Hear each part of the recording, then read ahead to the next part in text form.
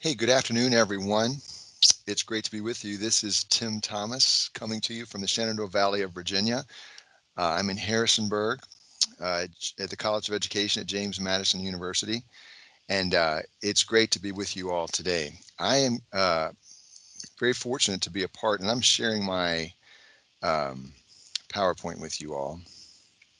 That's allegedly what's supposed to happen. Lots of pieces um, that are occurring today, but we are in good hands. Today's topic, finding learners' voices in school and community gardens. My interest is in students finding ways or learners finding ways to activate their personal agency. And we're going to have the opportunity to visit with four different farm and garden sites today. Um, Here's a list of my fellow panelists, and I feel very privileged to be with them today. We're going to be paying a visit to gardens and farms up and down our region. So we'll get to meet each one of these educators as we go along. So I'll have a great opportunity to introduce each one of them to you as we go along. I don't want to get too far ahead of myself, though, without first expressing gratitude to Mary Kay Thomas and Ann Bryant in the ASA home office at Marshall, who've been giving us so much tireless support in putting this panel together and certainly this whole conference together. While there are great benefits for all presenters and all attendees to do this online, to do attendance virtually, there's still many technical details, of course, and Mary and Ann have been tending to the fire hose of those coming at them. They've been doing that graciously and swiftly and efficiently as they've been doing for multiple conferences. So I just want to make sure that I speak that appreciation today and hope you have a chance to express that to them as well. I also want to be certain to say thank you to Grant Goodrich, who has been spearheading the technical support of this presentation and various parts of the conference, I'm sure. He has fielded multiple details in order for us to pull this particular panel together. So we're grateful to him. He's been unflappable so far. I've been lobbing a number of questions and concerns at him, and he hasn't broken a sweat yet. So, Grant, I hope we don't present too much of a challenge for you today. Grant will be pulling the strings behind the scenes, I'm certain, to make this go well. So, uh, creating a classroom community that yields learners who recognize the sound of their own voice and their own part in a community is a vital thing. We hope that all schools and all uh, learning situations, whether it be a formal schooling situation or an outside of school non-formal situation, we hope that educators and learners are able to collaborate in such a way that they are able to achieve personal agency, a personal awareness of who the student is. Um, so the presentations that these educators are sharing with us today we're going to try to spotlight the ways that in these various farm settings, these educators have been able to reacquaint learners with the lands, and through their intervention and interaction with land and the people side by side them in the garden, these learners learn to achieve their own sense of agency.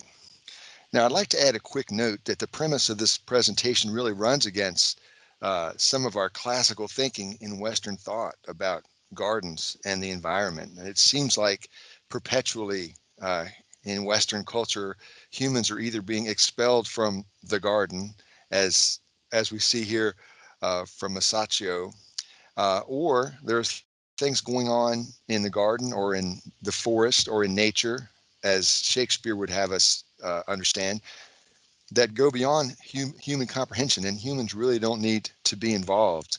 But I would like to posit that today we celebrate and learn more about these educators who are having students spend time, having their learners spend time developing a relationship with the land.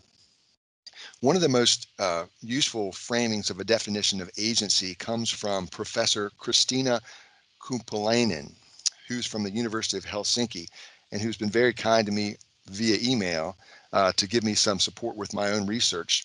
And in thinking about agency, this is the definition that she provides. And I'm going to read some, not to offend you by reading, but just so that we're all on the same page.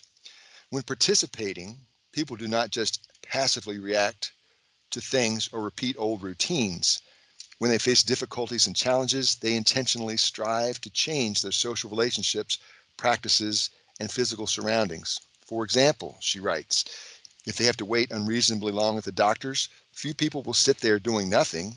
Most will probably get up and try to find out what's causing the delay. We are active by nature. We take part and we act. When acting in a community, we learn more than knowledge and skills. Participation also changes our understanding of our own self, who we are, and in particular, who we are in relation to others. We form an image of ourselves as agents with rights and duties, and with thoughts, feelings, opinions, knowledge, and skills that other people value or do not value. We also learn to act according to our commitments and the demands of the situation, to take initiatives, to oppose, and to give and receive help. Learning is not only a cognitive phenomenon, then we not only know things, we also experience and do things. We exist. So with this notion of a move toward agency, a conscious move toward agency that an educator would take on, and mindful of research that tells us that students who come from active outdoor experiences in their own life outside of school, they often find their lives disconnected in the classroom, that the learning that they've done on their own outdoors doesn't have a whole lot of value in what goes on in the classroom at school. Today, we take time to celebrate educators who are taking initiative with learners to connect them to land and community. So today, as we talk about personal agency, I want us to think about it in these two ways, and hopefully through our listening to the presentations by our various gardeners today, the two dynamics we hope is agency gives students an opportunity to develop a deeper personal awareness of their own identity, understanding themselves better, and or with this knowledge, actively participating in efforts that enhance the health of the local environment and members of the local community.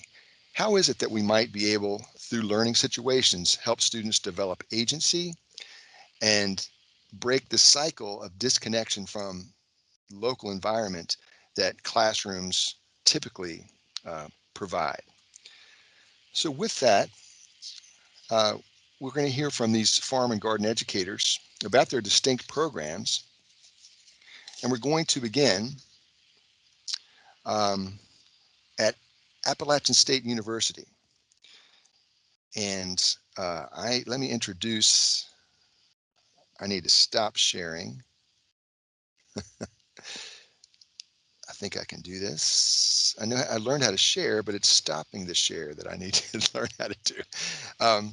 So today we have three presenters, yes, from Appalachian State, Skylar Amsden, Hannah Cullen, and Cody Miller, PhD, from the Department of Sustainable Development at Appalachian State in Boone. And they're going to talk to us about the culture of agriculture, creating place-based pedagogy on a university teaching and research farm. Thank you all for being here, and looking forward to hearing from you today. Thank you for having us. Yeah, thank you so much. So since Tim already introduced us, let's just jump into it. So first, we want to say good afternoon and thank you all so much. Thanks to Tim and Ann and Grant and all you wonderful folks taking part in this session today, in this conversation. And that's what we really want to do, is frame this as a conversation, because we're just getting started in this work. And that's why we were so excited when Tim invited us, because we couldn't think of a better forum to think together, brainstorm together, and to get some really excellent feedback for our place-based teaching modules. And what we're doing is utilizing Appalachian State University's Sustainable Development Teaching and Research Farm to create place-based teaching modules for our students. And I do want to note that this is student-driven pedagogy, and in our department, we take seriously the role of both faculty and students as leaders and learners. And that's why I'm so thrilled to work with Hannah and Skylar, who really inspire me on a daily basis and make this job so much fun. And they're the real stars of this show. So just to say that. And we're asking several research questions. How can a farm serve as dynamic vehicles to teach students about the holistic nature of sustainable development? And we're asking, can we develop place-based teaching modules to make agriculture and food systems more accessible to a diverse body of students, not just those interested in agricultural production? And in turn, can these modules help inspire those students interested in production to frame their interests in broader contexts that span the humanities and social sciences?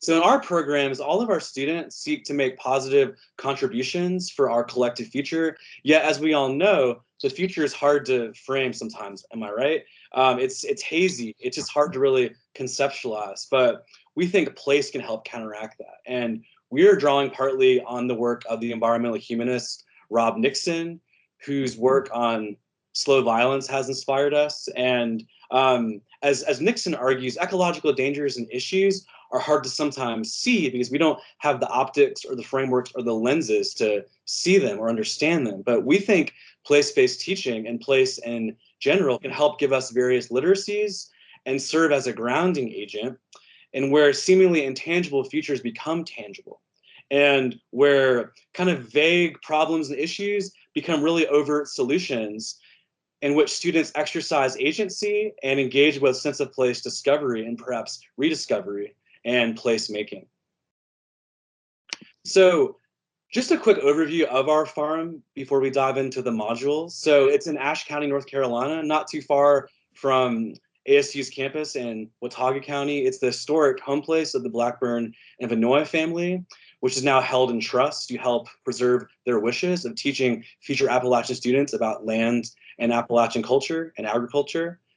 Each site, as you'll see, is a place-based launchpad, we think, to teach students about socio-ecological change in teaching and pedagogy.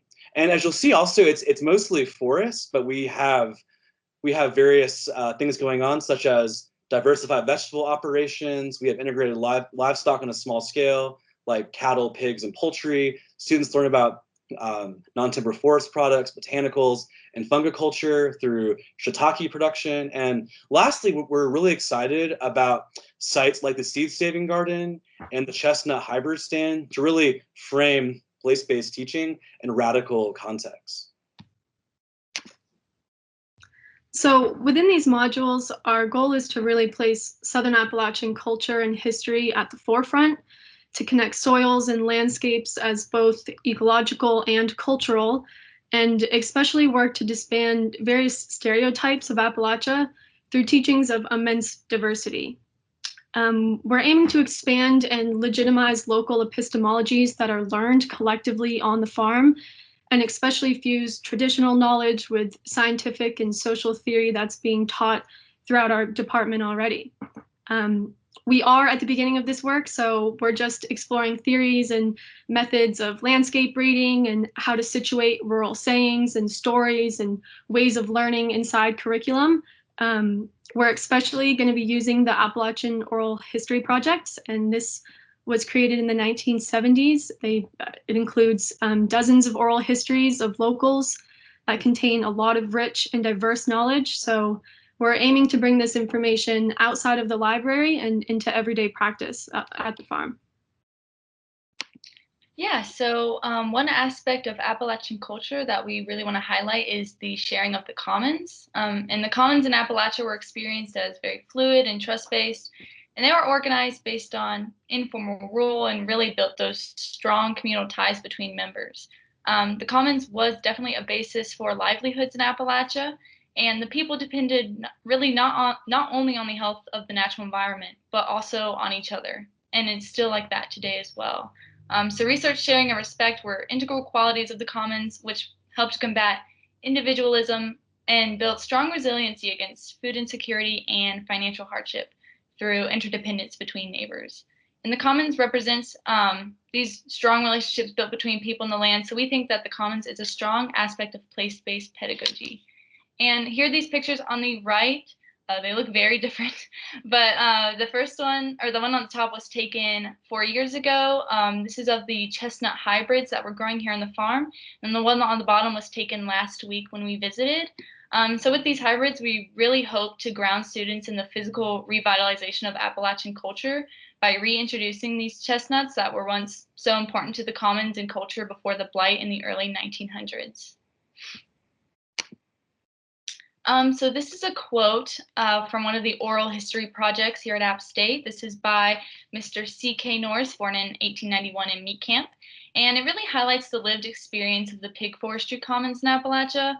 He describes the pigs feeding off the forest floor so that pig owners wouldn't need to buy feed and therefore saved a lot of money on inputs, which was vital to the livelihoods of Appalachians. And also brings to light different qualities of the commons, such as respect for neighbors' markings and how it was operated. And then here are pictures from the farm. Yeah, so these oral histories hold a lot of important knowledge. For example, this is just one quote from a long story told by Mamie Braybill Shull, born in 1889.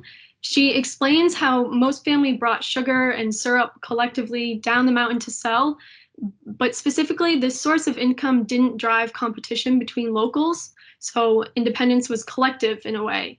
And she speaks to furnaces and other shared resources like syrup itself. The commons were embedded in many places throughout Southern Appalachian culture, as you know, and the oral histories of locals really speak to that. So that's why they're so important in these modules. Yeah, so some examples of commons in Southern Appalachia culture within the SD farm. So when teaching these modules, we really want to emphasize that the production of knowledge is a commons itself. We want to do this by avoiding hierarchies between students and professors, really encouraging creative ideas and sharing resources. Another characteristic of the commons that we want to realize is that the commons were dependent on those who were invested in them because stakeholders needed to maintain that integrity and health of the land for theirs and others' survival. And the farm, we think, reflects this as it has multiple stakeholders invested in the projects that we're doing here. And we're not talking only professional stakeholders, but also the students that deeply cherish this land and the work. And so some examples of the revitalization of Appalachian commons traditions and culture that we have here is pig rearing within the forest, seed sharing, tree sap tapping, and planting perennial herbs and native plants. Yeah, so specific to the farm, we're exploring ideas on how and where to teach and learn collectively about the commons. We believe that student story production and story sharing and historical, present, and future reflections in these place-based settings like the pig forests or the heirloom garden will be extremely successful to root curriculum in place. So here's some photos encapsulating our biodiversity here at the farm. The first picture is of our cover crop mustard seed that we grow to help enrich the soil, and the two pictures beside that were taken in our greenhouse where there are a plethora of crop varieties, and we really plan on using these spaces to physically ground students with that cultural ecological revitalization of Southern Appalachia. So our department really values diversity, especially the promotion of diversity as justice. So with these modules, we want to fully recognize the diverse contributions to Appalachian agricultural knowledge, such as that of the Native American land management practices that have existed here for tens of thousands of years, as well as using the resources provided by Black in Appalachia, which is an initiative highlighting Black contributions and cultures of the high country. So we just really want to bring to light the diversity of culture and voices here in the mountains and using the landscape as a backdrop for diversity and change. And through this, we want to combat generalizations that have plagued this area. There's been a history of whitewashing and heavy stereotyping here that has erased non-white folks. And so furthermore, we really want to bridge that gap between scientists, farmers, and theorists because we believe that here on the farm is theory and science in practice and in production. And we even notice a divide within our own department between agroecology students and non-agro students. So we really want to bridge that gap and help students place their knowledge learned in the classroom onto the landscape to embody and develop place-based pedagogy. Yeah, so to help bridge this gap, We also want to use diversity within soil science to understand and conceptualize diversity in social science, especially in this place-based setting. So, for example, learning the diversity of mountain landscapes through niches and microclimates and agricultural students can hopefully enhance understandings of the diverse culture and people that live in these landscapes. So exploring diverse Appalachia also localizes a lot of curriculum within the department outside of agroecology students, especially regarding Indigenous knowledge at the forefront of climate solutions, with discussions of the commons in relation to the current biodiversity crisis. We're learning about resilience through immense social and ecological changes in many courses, yet we aren't really learning from Southern Appalachia, not yet anyway. So localizing discussions of historical ownership patterns, structural policy, land use change, effects on food insecurity today. This local context is strong, and we believe it's extremely important in sustainable development curriculum. And we are extremely excited to collaborate and learn from the work that's being done and has been done. We're very appreciative to be joining this work. Yeah, and thank you guys so much. We are really grateful for this opportunity, and thank you to those who put this together, and thank you to the other panelists for presenting their work.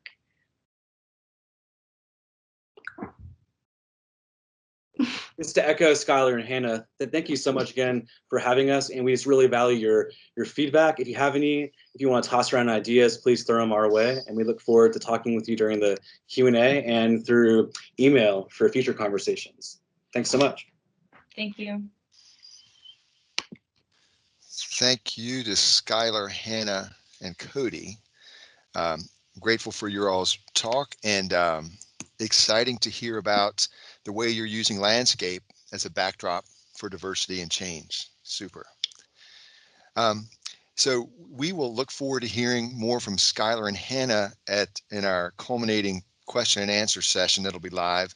And we're grateful, Cody. Thank you for joining us. He'll be slipping out at some point during the talk. He's got another conference to attend today. So we are glad to have him as part of our talk thus far. Thanks, Cody. Hey, next up, we are going to hear from Johnson City, Tennessee.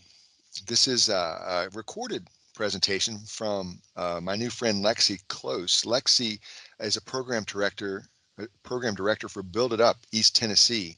That's a program that's under the umbrella of the Appalachian Resource Conservation and Development Council. Lexi recorded this in advance with me. She's also at another conference today, but I think you'll find her recorded talk as valuable as I did, giving additional perspective and thinking about connecting students with themselves and with their community. Here we go.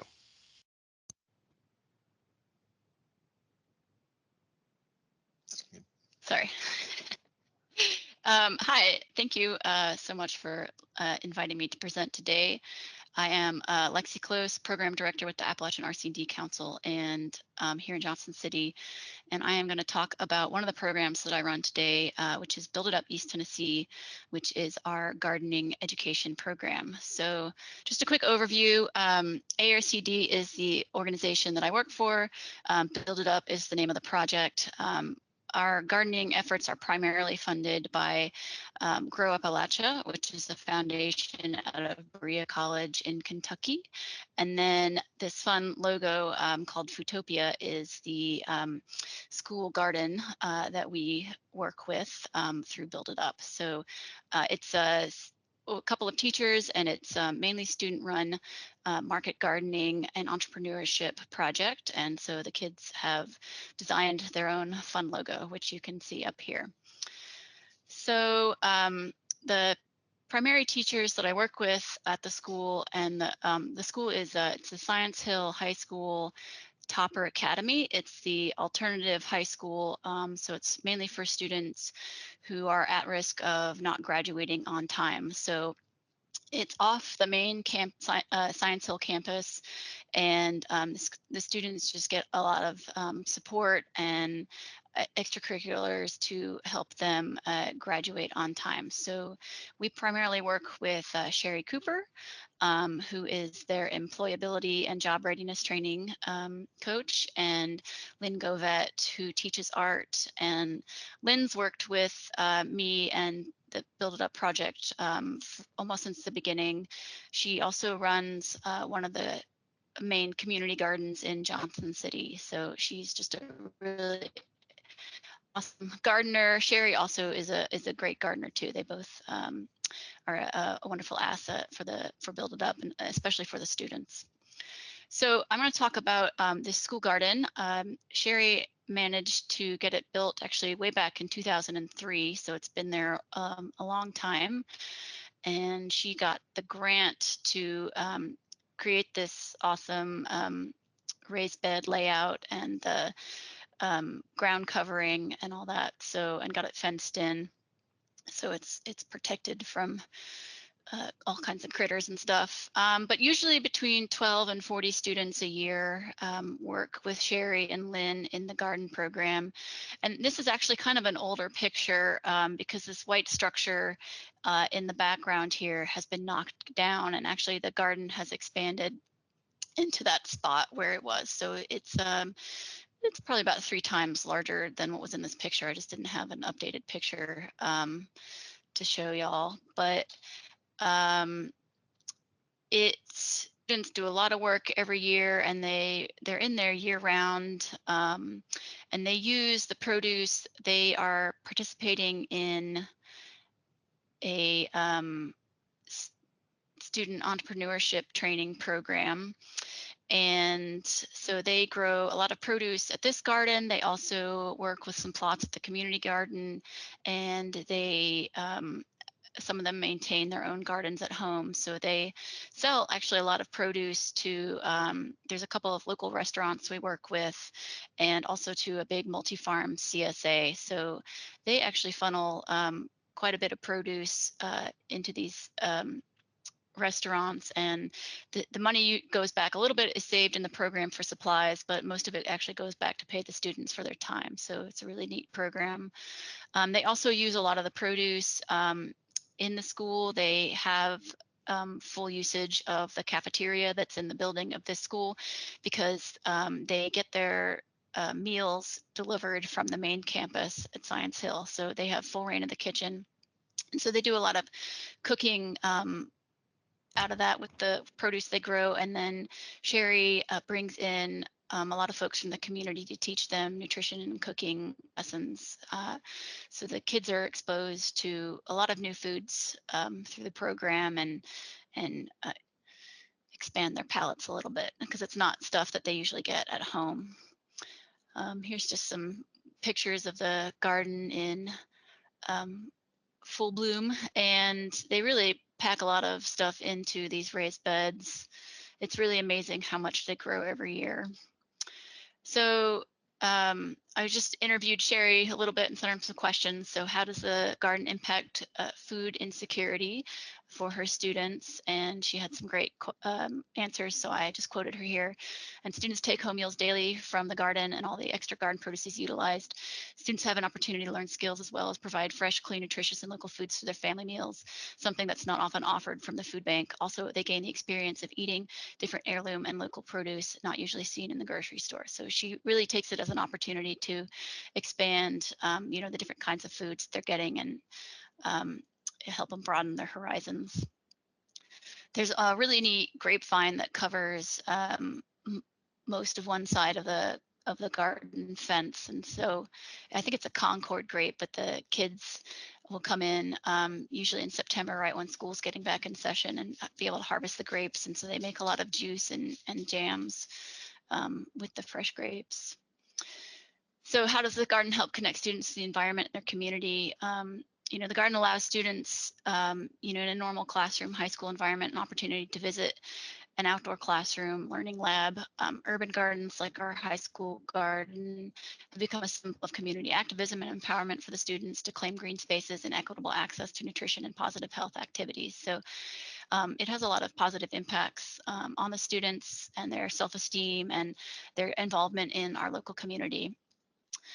The entrepreneurship program especially, so they not only is it just the gardening part of it, but they also do a lot of arts and crafts activities, and they make herbal remedies and cosmetics and that kind of stuff. And so the kids are involved in selling a lot of these products to folks in the community. And they also, when they're student in year to year, will run a catering program out of their kitchen in the school.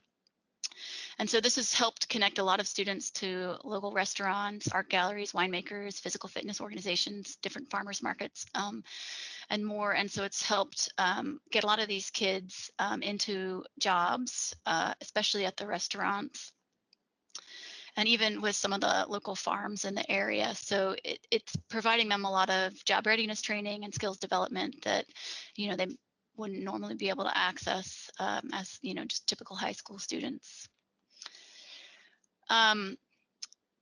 So about 40% of the students do go on to college, and although none of them, according to Sherry, have majored in agriculture, I'm still holding out for that. But she does receive a lot of messages from the students saying that the skills they picked up, the networking, the kind of life lessons they learned from the garden are really helping them to be successful in life. So that's really good to hear that our program is having that impact. So just some more pictures from the program. We probably 5 or 6 years ago planted out a bunch of pear, apple, and plum trees in this kind of green space behind the garden that the school owns. So the kids are really getting to expand, the kinds of fruits and vegetables that are going into their diet. And then the students have, I think it's like 40 hours a year they have to do for volunteer hours in order to graduate. So we take them out into the community. We Build It Up maintains a couple of community gardens and also some food forests, which is kind of a permaculture concept where you plant a lot of perennial fruits and nuts and other edible plants in a park, basically, that anyone can come and access food from it. So we often get the students to come out and help us maintain these gardens and to plant new stuff. So it's really awesome to bring them out. And you can see we this is actually through a grant with the police department that we were able to install this food forest in a low-income neighborhood in Johnson City. So you can see some of the students and some of the volunteers that got together to put that in. And then we, like I think I mentioned this earlier, often get the students to do catering for some of our fundraising events. And so you can see the kids, Sherry brought in someone to teach them how to tie-dye. So they all made their own tie-dyed Foodtopia uniforms so they could be at our catering events or cater at our events. So that's another way for the students to earn income. And then they use a lot of the produce from their garden, and then we purchase anything else we need from local farms for these events. So it's a really fun opportunity for the kids. And this is one of the restaurants that we sell to, and so they brought the kids in, and let them cook in the kitchen at the restaurant. And this restaurant actually hires a lot of the students to be servers and runners and that kind of thing. So it's a really awesome community partnership that we maintain. And finally, I really like what Sherry said when I asked her why the garden is an important experience for her students. And she said, in today's technologically advanced society, especially since COVID and homeschool stay-at-home orders, students need to understand what they can do outside for the better health of their being. Gardening during COVID kept me, that's Sherry, and many of my students and friends sane. It is a place we could all exist and put positive energy into our community safely and fill in the gap with fresh food shortage for everyone we knew. So even during COVID, I don't think they were market gardening very much. but they were able to keep the garden up during the time. Sherry got permission for the students to meet on campus every day outside in the garden. So they were able to keep doing that safely during COVID. So that's basically the program. Tim, if you have any other questions, I'd be happy to answer that. But that's basically what we're up to down here in Johnson City.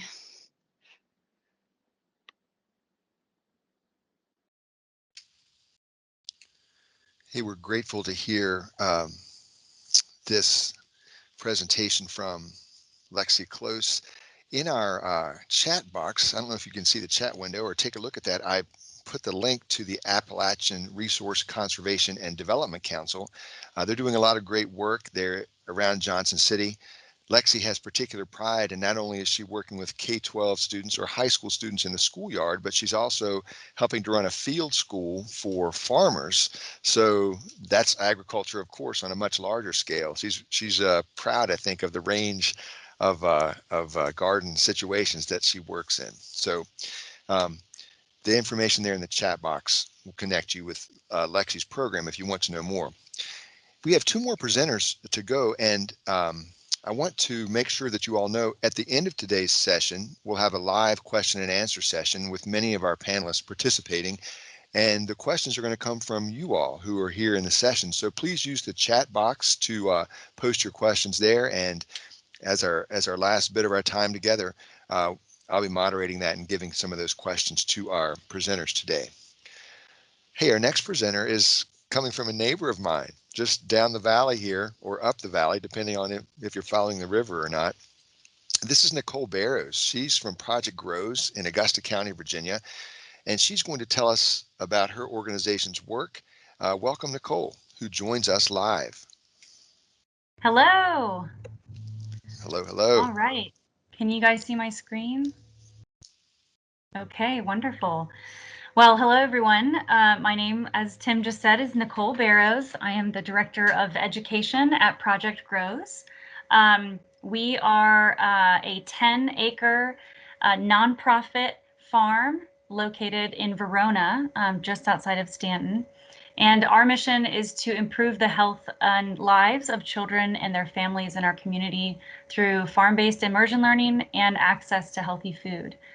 We believe that all youth deserve a healthy life and future.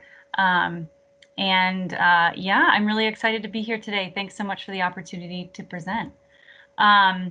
Before I dive into sort of what we do, I thought I would give just a brief history of kind of who we are and how we came to be. So Project Grows is a true community collaborative. We were formed in 2010 when a group of 9 human service agencies came together to address some serious health issues that were facing our community. In 2010, our local hospital, Augusta Health, had put out their triennial community health needs assessment that found high rates of type 2 diabetes and obesity in our community, as well as just kind of poor access to healthy food. So yeah, we're kind of the 10 years later now getting to see sort of where that vision has gone, and the founding idea was that all of the world's problems can be solved in a garden. So so yeah, here we are. Our sort of main goal is creating a healthy food system in the Shenandoah Valley, and we're doing that kind of in 3 ways. So first is through food production on our farm, and I'll go into more about our farm and sort of how we do that. But then we're also looking specifically at how do we use food education and food access and our work sort of in those 2 realms as critical pieces in a long-term solution to children's health, which is a very complex problem that we're working on. And so, so first I'll kind of go into our food production, and then I'll turn our attention to kind of some food education and access that we're doing at Project Grows. So our farm, like I said, is located on 10 acres in Augusta County. We grow over 15,000 pounds of produce per year. You can see in this picture, we've got a greenhouse on the right, and 3 high tunnels. We're currently building a barn, which is very exciting. So this was taken a couple of years ago, but if you go out to the farm today, it's covered in mud and a lot of construction equipment. So check back in a year and you'll see a really beautiful other structure in this picture. We grow everything from seed in our greenhouse. We grow vegetables, herbs, and fruits. We use ecological and sustainable farming methods such as crop rotation, cover crops, and never any pesticides. We have a beautiful education space, which has raised beds. We do square foot gardening with kids. We have a sensory garden, and just do a lot of outdoor education with students. So that also involves cooking, and students get to learn about all of the different amazing vegetables and plants that are grown in our region, and learn about seasonality as well. And then just a little bit about kind of how we're situated as a producer. So in the past, we focused on selling to a lot of restaurants, in addition to some of the other locations where our produce went. And over time, as we've taken our mission seriously and tried to think about access to healthy food, we've really transitioned where our produce is going. And now most of our produce goes to our local school districts, which I'll talk about today, as well as other community initiatives that are getting food to families who really need it most.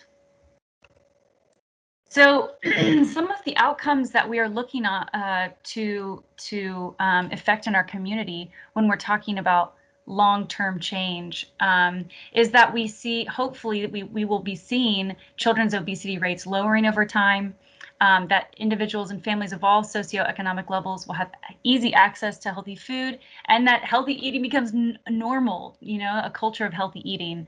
And so some of the short-term outcomes that we're looking for in our programs and that we're working with Tim on assessing in our programs is that kids are developing willingness to try new vegetables, that they're eating more vegetables every day, that they know where their food comes from, and that we are recognized as a resource in the community that is then helping the community meet the community's goals. So yeah, today I'm just going to delve in a little bit to our farm to school work, specifically with Stanton City Schools and Waynesboro Public Schools, and kind of talk about how we're impacting students' agency through farm to school, and then the effects that agency is having in our community as we experience it. So everything starts on the farm. Every year, well, not in 2020, but every year we serve over 900 students on farm field trips. So students come to the farm, we have them call it their farm. So we say, whose farm is this? And they say, our farm. And part of that is because we want them to take ownership and leadership on the farm and know that it's theirs. It was created for them. Yeah, they get to do cooking on the farm. They harvest, they help us with farm tasks. And those students often come back year after year. We also work closely with the Boys and Girls Club and other agencies like the YMCA. So we're seeing these students in a school context, but also outside of school. But it's those same students and same faces that we're seeing over the years.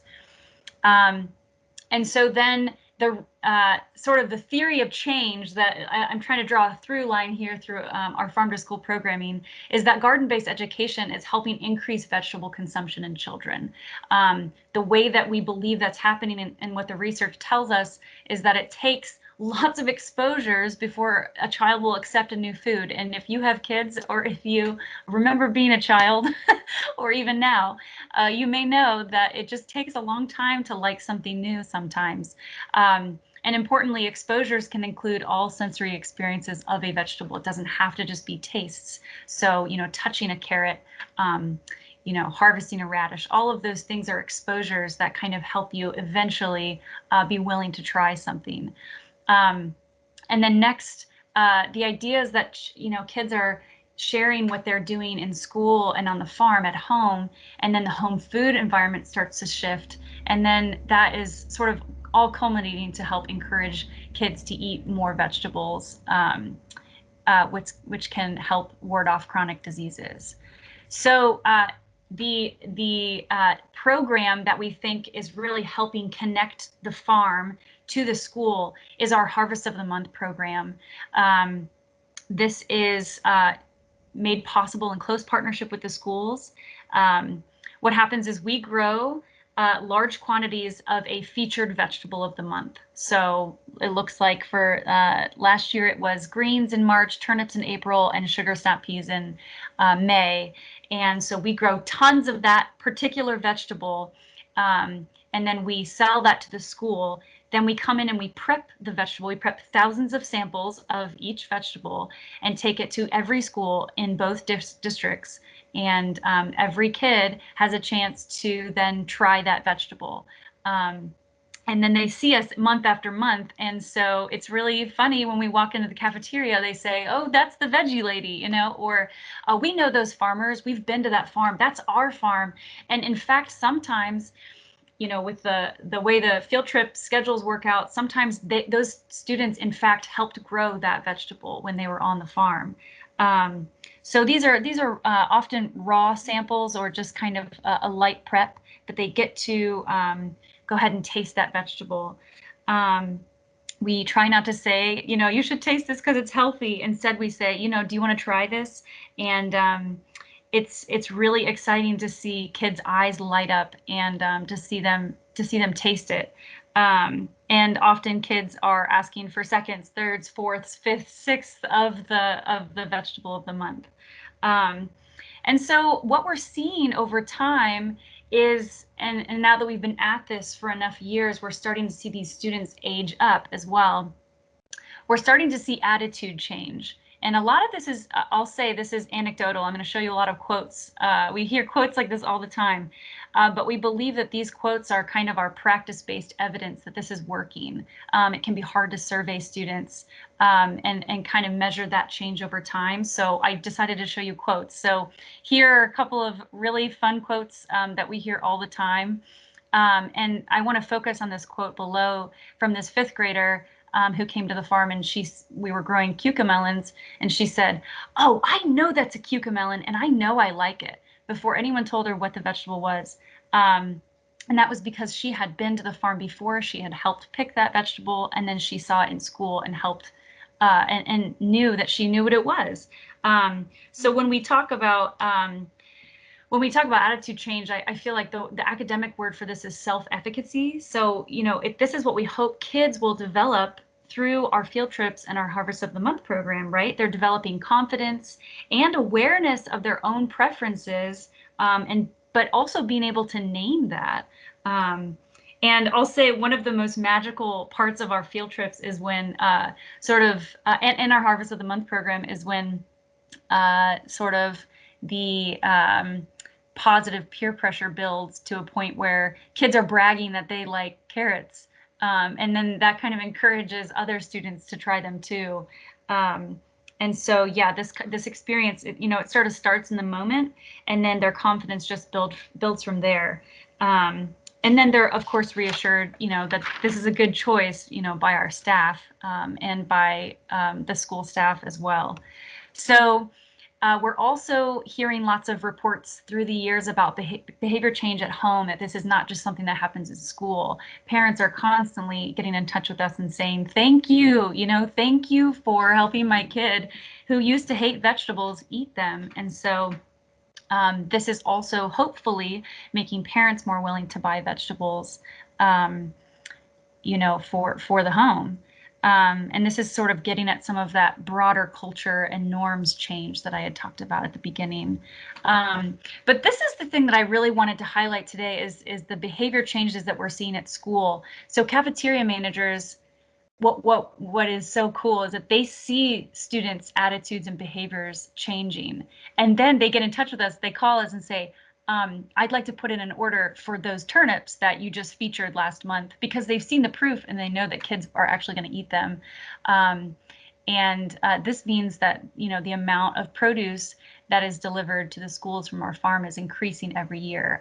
Last year, we sold over 1,000 pounds of produce to the local schools, which is really amazing. And I think the point here is that school districts and cafeteria managers have the purchasing power, but these kids in our local schools are actually influencing those decisions. And now, you know, sort of closing the loop and going back to the farm, in addition to growing those harvest of the month vegetables, we're now making our growing decisions based around you know, this increased demand from the schools. And now we're also helping other farmers to establish relationships with the schools in order to sort of meet that supply. Here's a quick quote from our director of school nutrition in Stanton. She says, you know, if in the end we've put all the best nutritionally sound foods in reach and we've strengthened our local food system by procuring them, but if children and families don't choose to eat it, then our work is mostly diminished and it becomes unsustainable. And that's why it's so exciting when a child tries, you know, a vegetable. Exposure leads to trying leads to choosing leads to asking for it at home. This changes parents' buying behavior and potentially opens doors that ultimately can change whole families' health and community health, which is really an exciting quote. It's exciting to be sort of tracing the line through all these programs and seeing, you know, this what we think is wide scale community change. So yeah, we think that students' increased willingness to try vegetables and their increased awareness of their own preferences, their agency, right, is contributing to systemic change in our food system. And I'll just say, you know, at Project Grows, we set out to improve the health of children and youth, but what we're finding is that children are changing their communities in all of these small ways that are leading to bigger changes. So yeah, I'll just leave you with this idea that improving health in our community, in our region, is complex, but it requires, you know, collaboration and community engagement across the community. So I'll leave you with that sort of as our opportunity that we see ourselves as just being one piece of you know, helping improve students' willingness to try vegetables and making you know, a good environment where their agency to make decisions and impact their community is really supported. So yeah, please reach out if you'd like to hear more. We do a lot more than just farm to school, but I'd love to hear from you. My information is here. So thanks again, Tim, and thanks to everyone from the conference. Thanks very much, Nicole. All the world's problems can be solved in a garden. I love it. Yep. So Nicole will be back with us for the live Q&A in a few minutes at the end of our 4 panels, and we have one more panel coming up. You can post your questions in the chat box, and I've put the link to Project Grows in our chat box as well. So I hope you all will take advantage of that to speak with, ask questions of our presenters in the final moments. Hey, our final panelist is Sally, and Sally, I'm going to apologize, Risky, and Sally will be in our live Q&A at the end, so she can tell you how to really pronounce her name. Sally's a new friend of mine. She's in Black Mountain, North Carolina, and she works with Seasons of Grace. And she is going to talk about a group of learners that she has worked with there in the garden. And this is not our typical K-12 environment. So I'll let Sally tell you her story in a recorded session now. Thank you.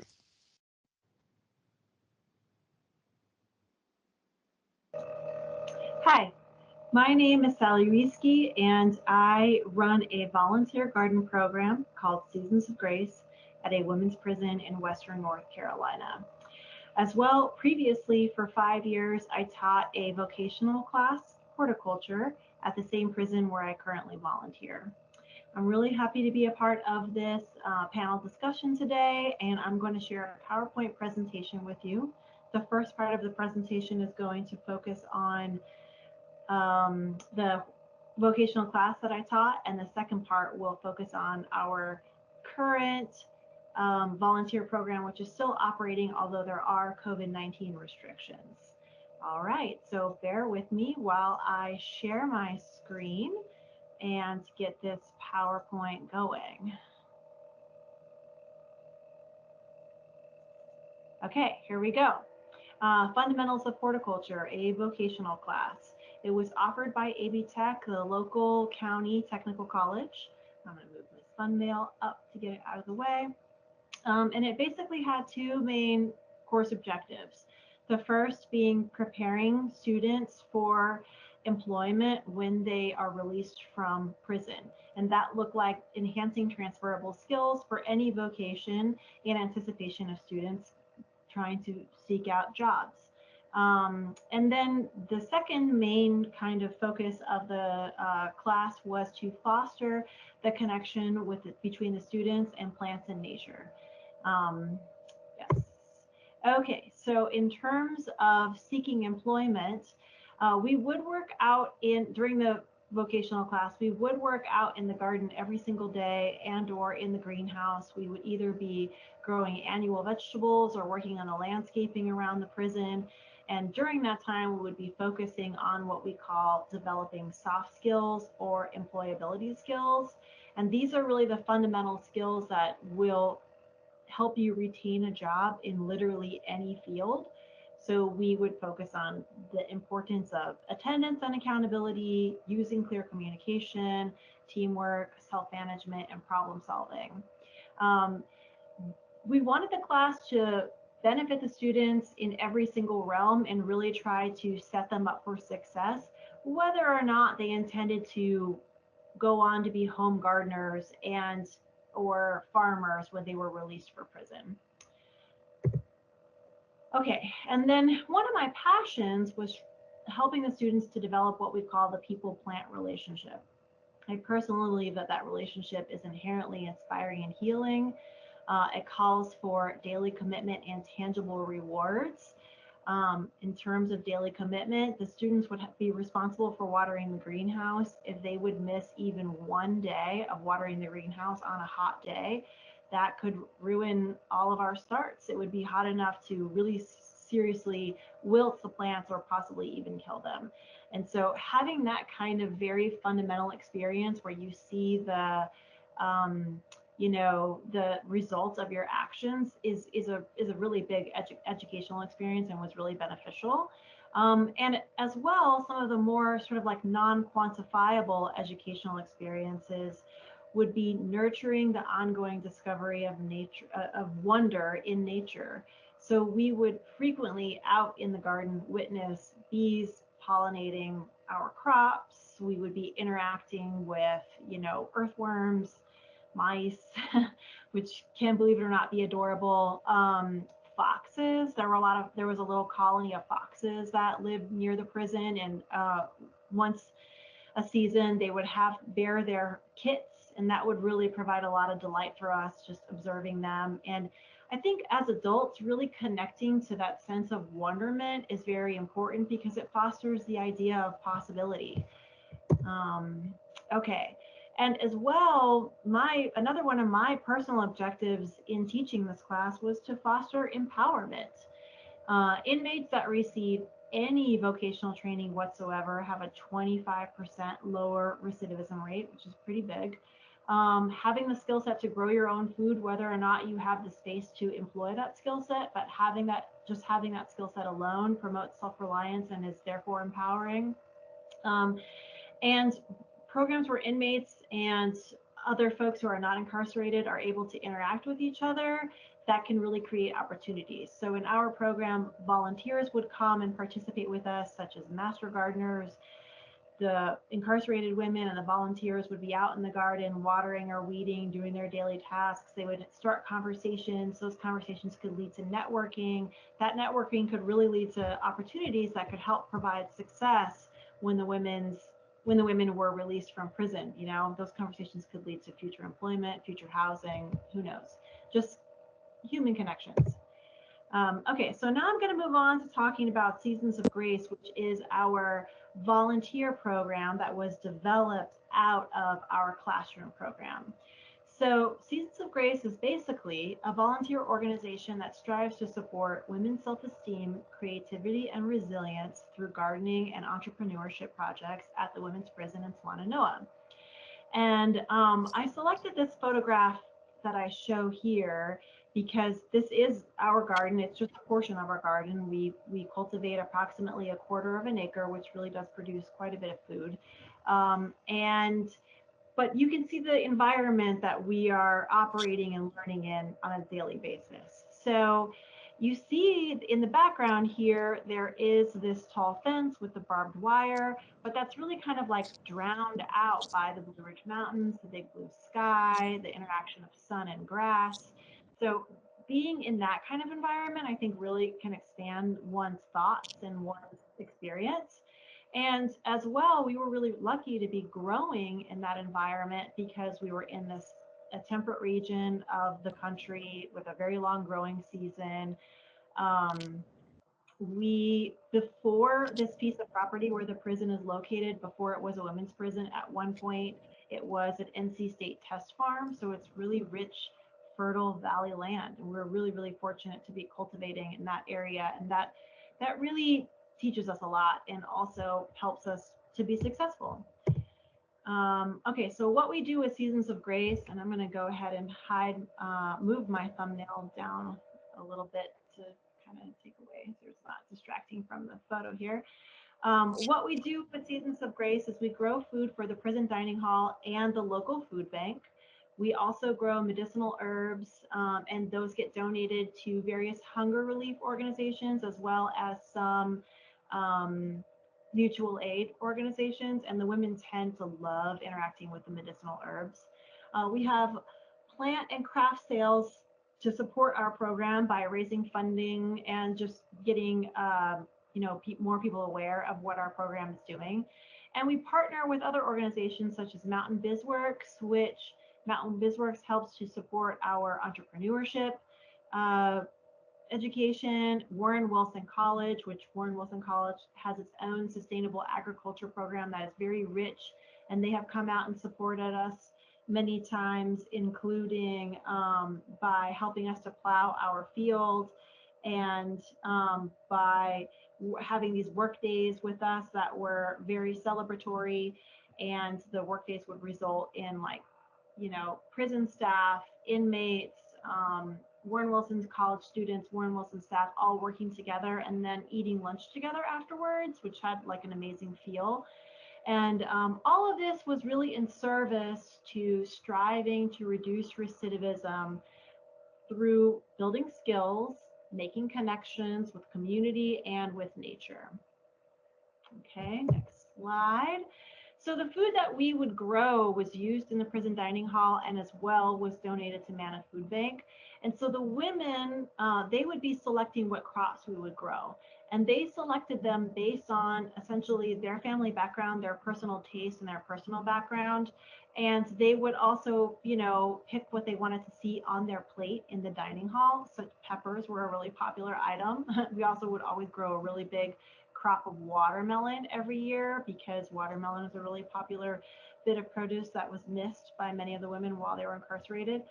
And as well, the women would decide what portion of the crops that we brought in would get donated to the food bank. And that was really a source of pride and a really kind of like self-esteem building activity.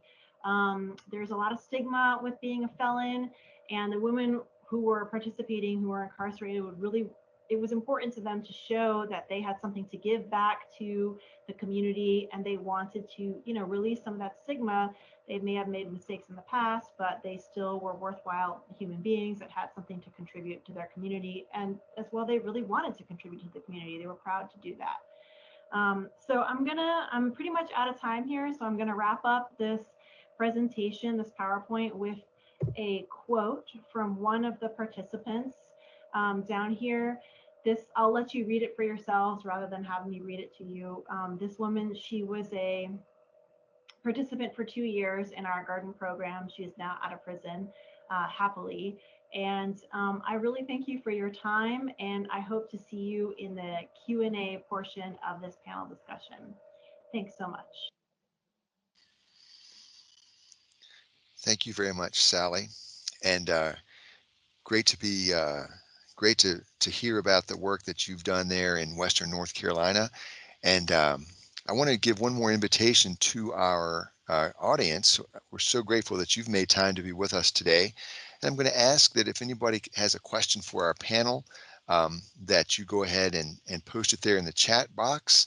And those of us who will be on the panel, and that'll be Sally Rieske again, Nicole Barrows, and Skylar and Hannah, who have joined us from Appalachian State. If you all want to activate your cameras, and James is taking, Grant is taking great care of us, and it's good to see you all. Thank you all for your contributions to this panel. And I am interested to see if there are any questions that come from our audience. Hey, Sally, that's my first time seeing Sally today in person. And I'll tell you what, I asked the panelists to, in the event that we didn't get any questions about your all's projects, just to be able to talk a little bit about the effect of COVID and how you may emerge from that with your program. What are some of the steps? Each of the locations, each of our 4 panelists responded to me straight away that, we haven't been doing a whole lot since COVID shut us down. And I said, I get it, but I really want to know what what transformational work, what agency your learners have taken away. So you all have been good to talk about that. So I'll start us with Nicole, if you don't mind, just talking a little bit about next steps Project Grows might take toward emerging from COVID. Sure. I'll maybe talk about 3 things real quick. One is we're still growing. So that didn't stop.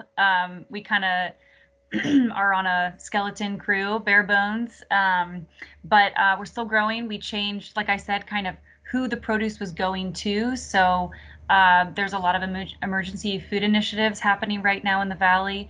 For example, food going to low-income seniors, obviously the schools.